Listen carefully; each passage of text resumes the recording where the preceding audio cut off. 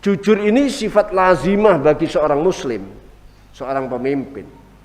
Kalau seorang pemimpin jujur, artinya adil, itu tanda sukses. Dan itu sifat lazimah. Yang aneh ada non muslim tapi jujur. Yang muslim tidak jujur, ini kan aneh. Dua golongan orang-orang yang dekat kepada Allah. Ada dua model orang yang dekat dengan Allah. Yang pertama, qaumun tasbiqu anwaruhum azkarahum. Kelompok yang dia tidak banyak amal, tidak banyak zikir, tidak banyak sholat, tidak banyak baca hizib. Pokoknya amal-amal yang dimaksud azkar diri semua amal-amal ibadah. Jadi bukan hanya zikir saja, semua amal ibadah. Ya, yang wajib dan yang sunat. Mereka hanya melakukan yang wajib-wajib saja. Tidak ada lainnya. Tiba-tiba dipanggil oleh Allah. Ya, anwarnya, nurnya mendahului zikirnya. Ya, bahkan mungkin zikir tidak lancar, tapi tiba-tiba ditarik dekat pada Allah, akhirnya zikir ini menjadi lancar, enak. Ya. Tidak ada rasa jenuh, tidak ada rasa malas. Terus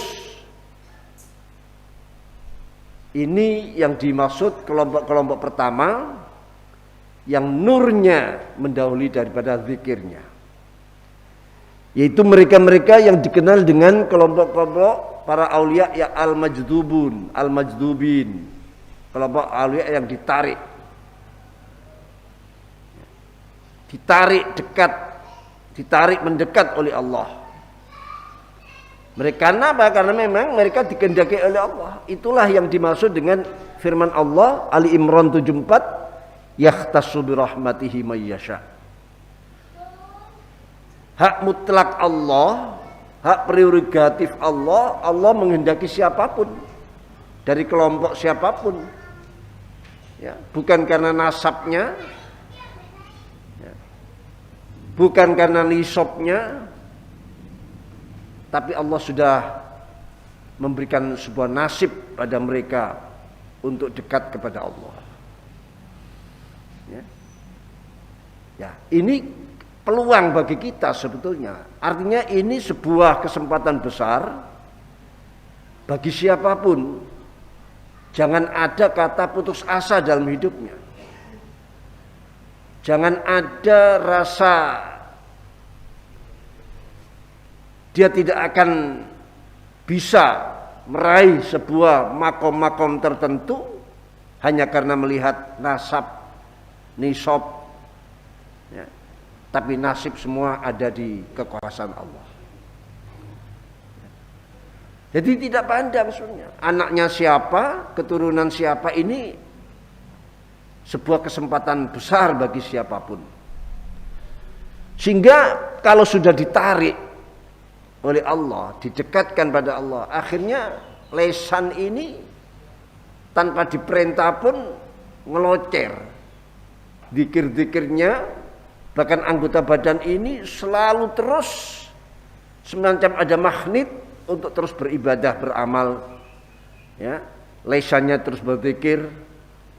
Ada sebuah magnet, tanpa kesulitan, tanpa kerepotan, dia terus lesannya ini dermemel, ya.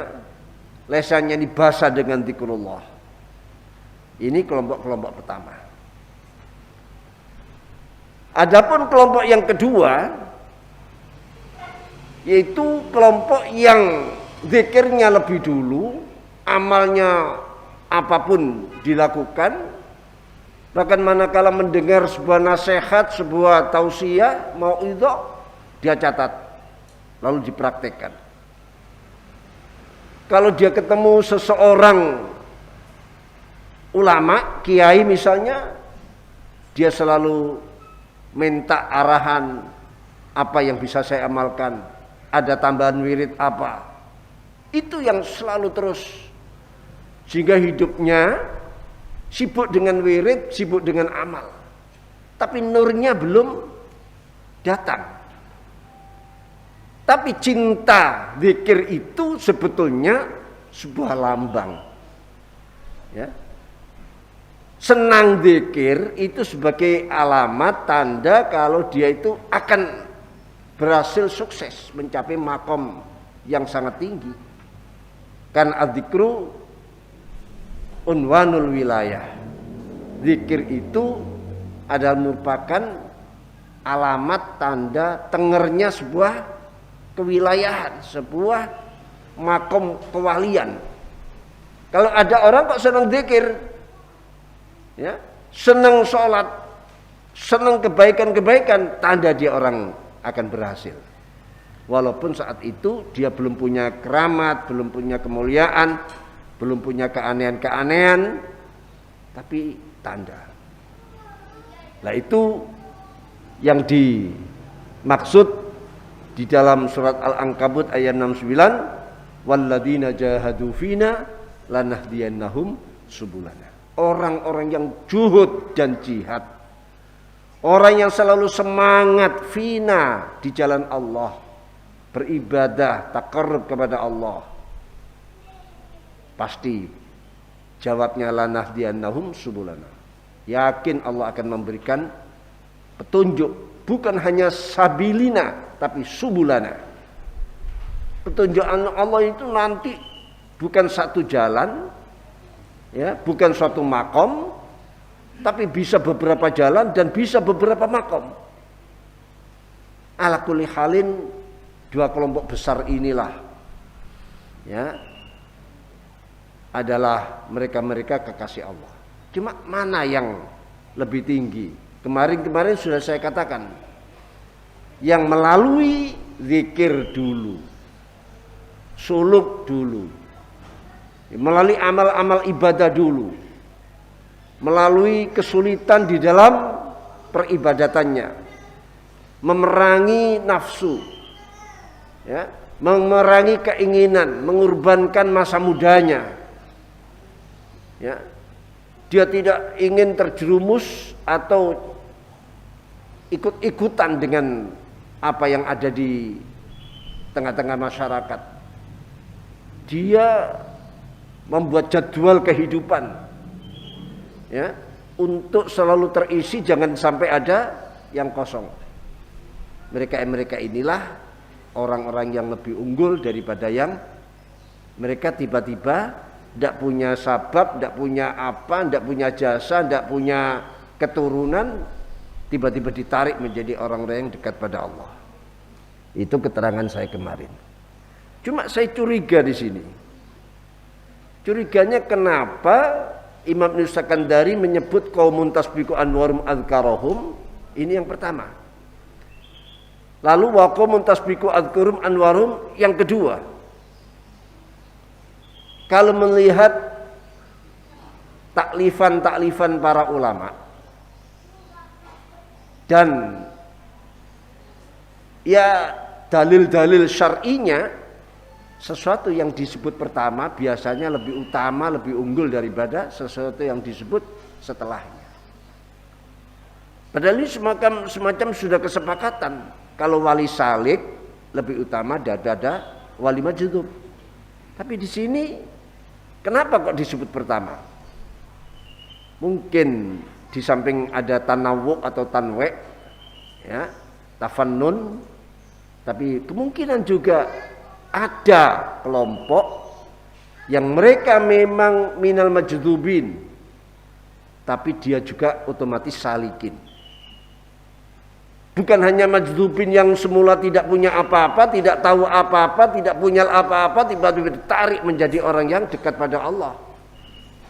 Tapi ada orang yang kemarin sempat saya sebutkan, ada orang yang majdub sekaligus salik.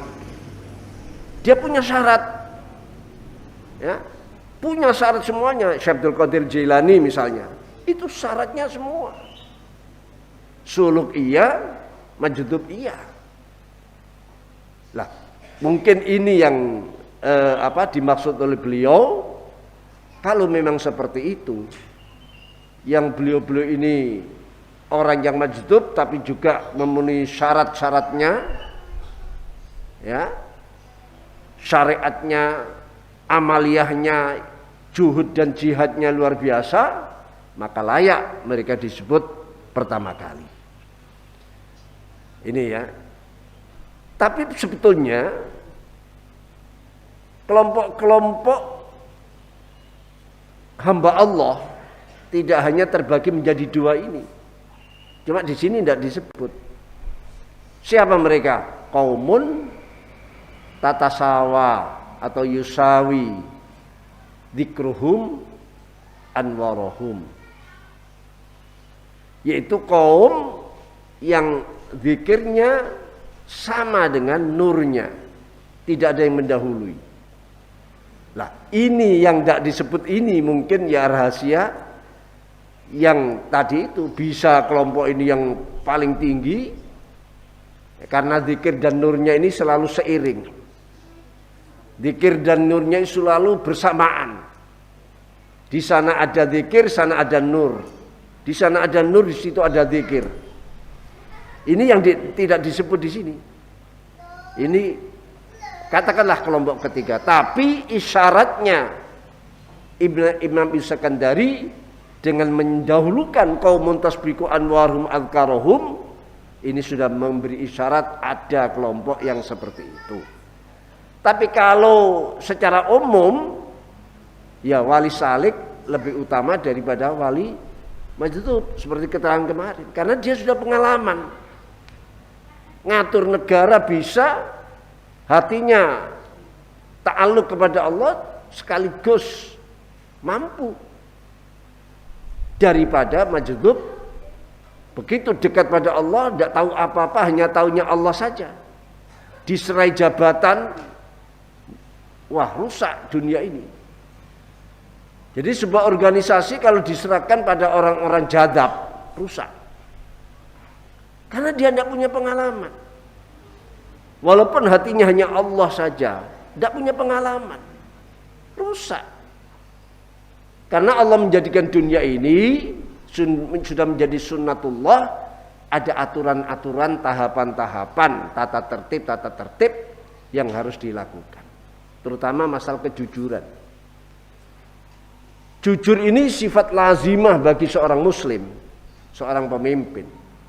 Kalau seorang pemimpin jujur, artinya adil, itu tanda sukses. Dan itu sifat lazimah.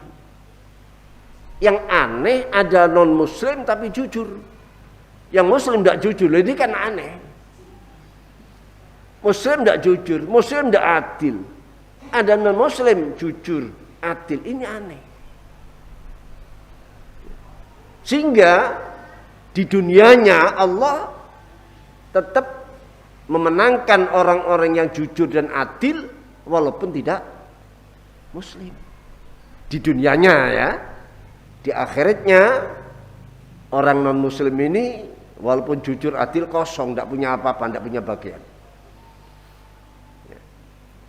Tapi itu sebetulnya bukan pilihan bagi kita. Pilihan kita ya hanya satu, jujur, ya muslim dan jujur, hanya itu. Bukan ya biar walaupun tidak jujur yang penting muslim.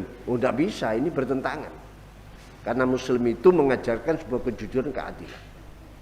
Sama dengan orang-orang ngomong masih aku gak sholat tapi api mbek manungso, mbek tonggo, mbek uwong. Ini tidak benar. Ya, tidak benar. Yang benar ya sholat ya api mbek tonggo. Jadi bukan sebuah pilihan yang begini ini. Tapi yang jelas ini sudah menjadi sunnatullah untuk ngatur dunia ini, ngatur sebuah organisasi kalau ingin sukses dan bertahan, terapkan sifat adil. Tentu muslim, tapi kalau tidak muslim pun Allah masih menerima, tapi hanya di dunianya. Akhiratnya jelas nanti dia diadili dengan kekufurannya, ketidakislamannya itu tetap diadili.